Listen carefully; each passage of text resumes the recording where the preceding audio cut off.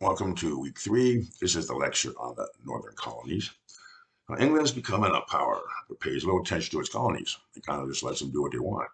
Spain and France are much more active in control of their colonies. But for England, it's private ventures, either by companies or individuals. It's chartered by governments, but there's little supervision or support from England. Very loose control. And so the colonies start to develop more freedom.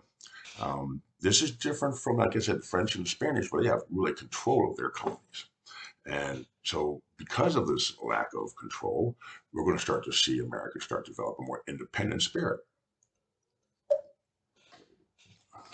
Now, also, there's going to be competition between the natives and the Europeans.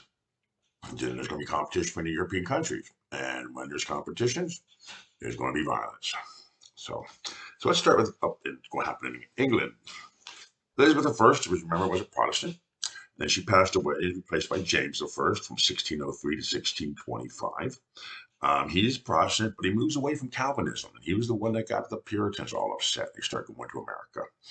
Well, after he dies, Charles I becomes king. And he's from 1625 to 1649. He's not Catholic, but he sure acts like it. And on top of that, he starts to persecute the Puritans. So because of this, Scotland revolts. Charles asks for money from Parliament to fight the revolt, but Parliament refuses. And in 1628, they passed a law that says the petition of the right, which says no tax without act from Parliament, no arbitrary arrest or imprisonment, and no quartering of soldiers in private homes. In 1642, Charles raises an army against the Parliament and starts the English Civil War. Parliament is led by Oliver Cromwell, a Puritan. They win. Charles is beheaded. This is almost 150 years before the French chopped their king's head off. And Oliver Cromwell becomes a dictator, basically. So, I mean, one of the things about the Puritans is they took over. They took over England, and he will rule from 1647 until 1658. However, after he passes away, his son is very weak, and there's a call for a return to the monarchy. And people were getting tired of living under the Puritan rules because remember, when the Puritans took over, they put in place all of their laws. So you see how people were kind of getting tired of all the Puritan laws. And so Charles II is returned.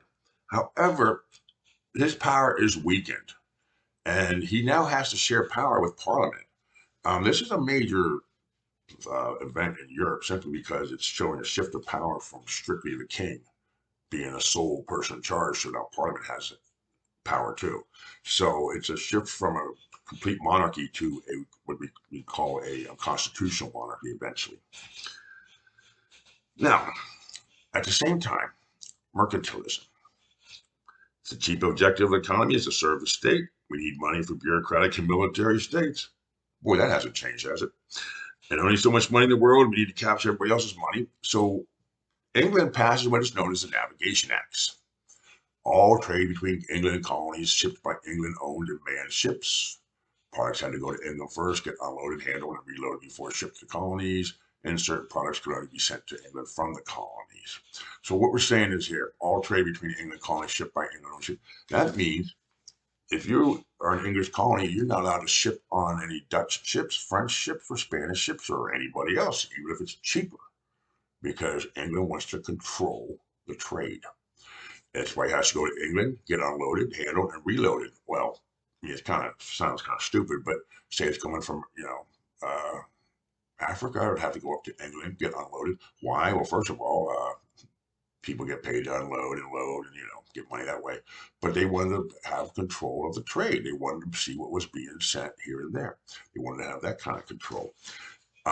Certain products could only be sent to England from the colonies. For instance, tobacco and sugar, cotton. They have to go. You cannot ship them anywhere else. They have to go to England. So if you're a tobacco farmer and somebody comes along and they offers you more money, say a French guy says, hey, I'll give you this. You can't do it. We have to ship to England only. So this is all about England controlling the trade and cutting off the other countries. See, that's the whole point is we don't want you using the Dutch ships to help, give them money. We want all the money to come to England. Now, the Dutch had dominated trade route.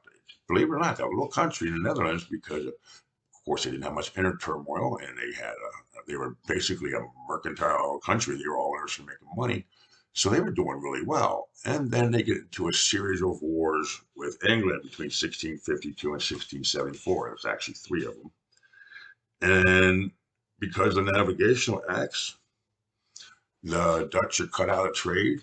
And after losing to England all three of the wars, in 1663, Charles II charters the Royal Africa Company, and now England takes over the slave trade, and they take it away from the Dutch and the Portuguese. So England will run the slave trade from 1663 on.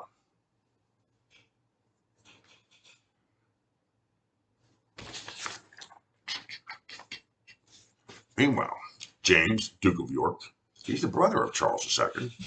He gets the territory between Connecticut and Delaware Rivers, which is Pennsylvania, New Jersey. Oh, sorry, the Delaware River is right on the border of Pennsylvania. So he gets New Jersey, New York, and parts of Connecticut. However, New York is still controlled. I'm sorry, New Amsterdam is still controlled by the Dutch. I just gave it away. Peter Stuyvesant is the last Dutch governor. In 1664, James sends over a new governor, 400 troops, and several warships, and they capture New Amsterdam.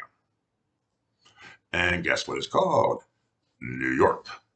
And by the way, one of the interesting things, Wall Street was literally the street where the wall was to protect the city, was like a fort type of thing. So that's where the name Wall Street comes from. It was actually a wall. So anyway, they take over. Dutch merchants, they didn't fight. They're like, you know what? What's the point of fighting? You guys gonna win? Can you just do this for us?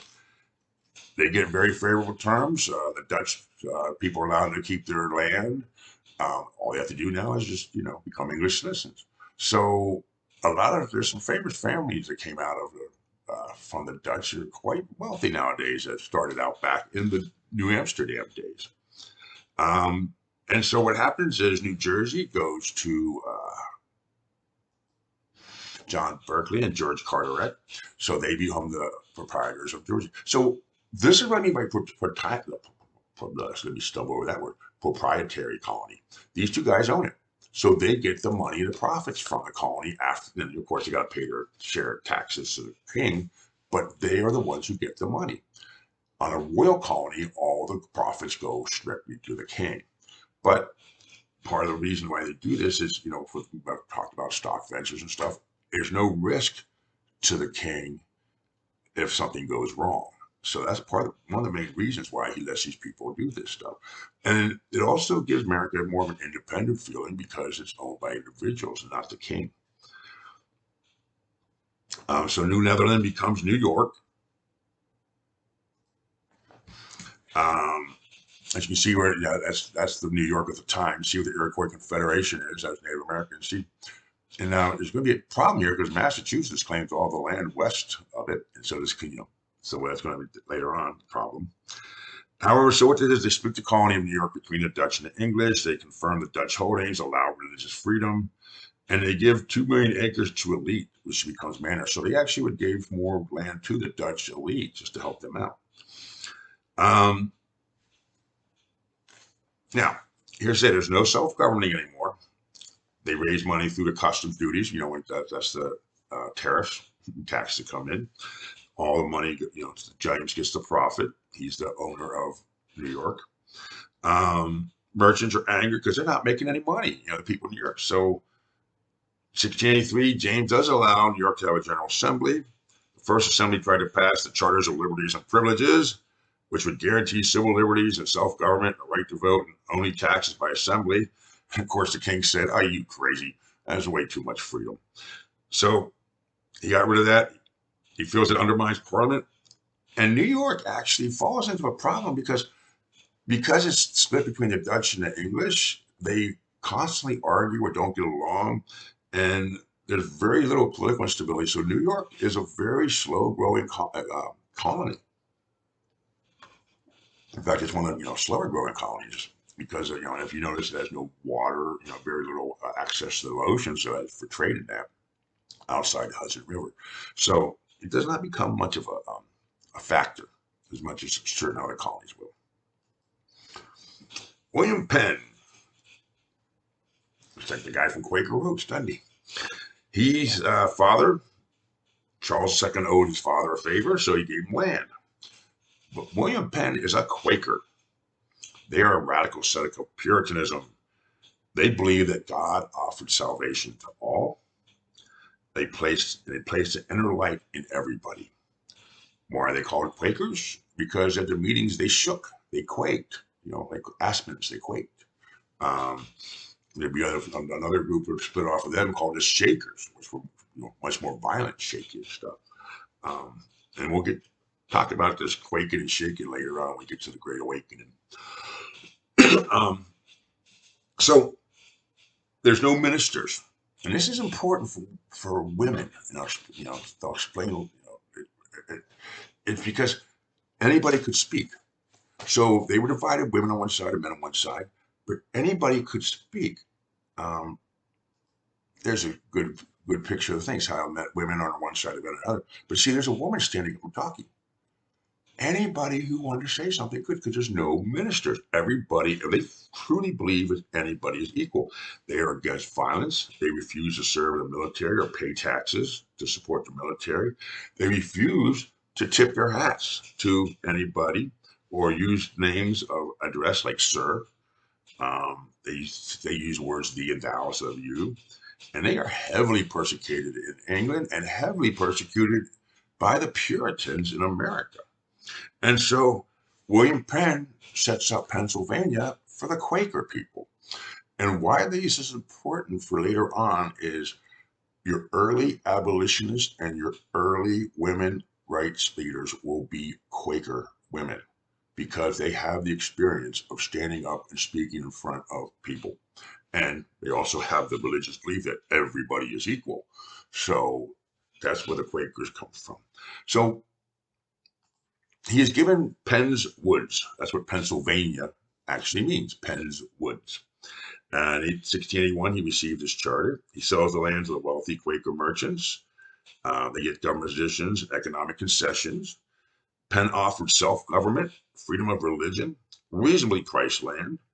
By 1682, Philadelphia had 4,000 people. In fact, if you remember, some of the people from Philadelphia, the start of Philadelphia, had left the Puritans because of the persecution. Now, Penn sets out early maps of settlement, space between houses to prevent fires.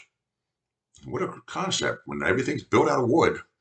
So instead of having houses right next to each other, he had spaces between them to keep them, fires from jumping from house to house. He lays out grids for towns. There's harmony with the Native Americans. This is the thing of the Quakers. Remember, everybody's equal.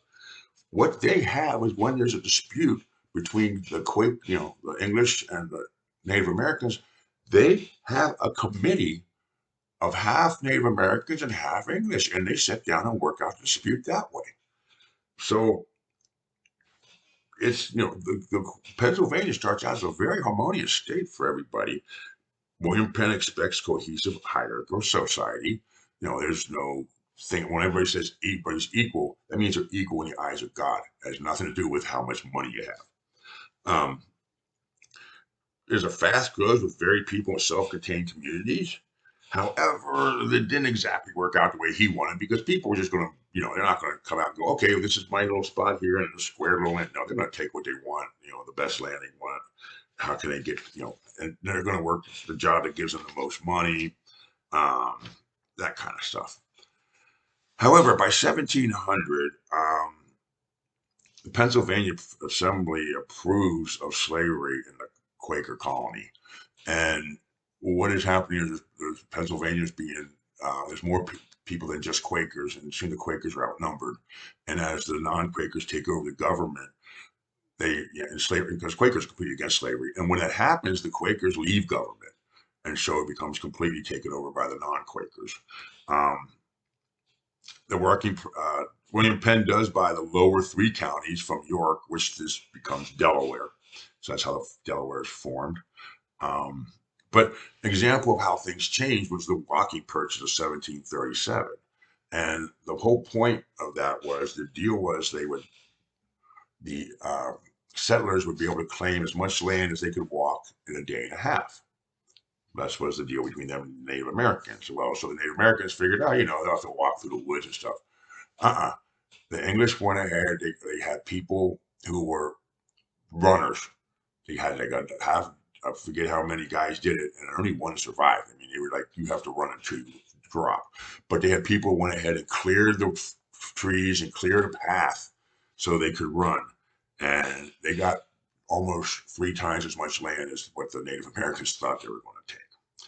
So that is what's happening in the northern section of the colonies.